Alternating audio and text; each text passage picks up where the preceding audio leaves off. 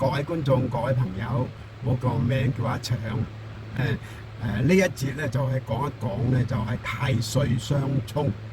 咁啊，太歲相沖咧就係話子午相沖啦、丑未相沖啦、寅申相沖啦、卯酉相沖啦、辰戌相沖啦、巳亥相沖啦。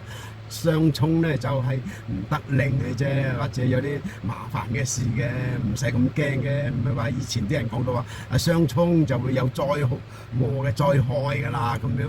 相沖咧就係有啲麻煩事，咁啊做嘢咧就係唔係幾好，或者運滯財運啊就冇咁好咁樣嘅。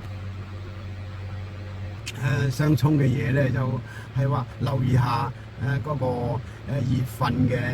咁見到嘅死啊、戊啊、節啊，咁唔一定係話死啊、戊節死啊，咁入虎啊、戊啊咁樣嘅，或者節咁樣嘅，咁就係話都係講嚟講去都係留意下你個財運啦，係嘛？或者運氣唔好啦，出外小心啊，有交通或者遇到災禍嘅問題咁樣嚟睇一睇嘅。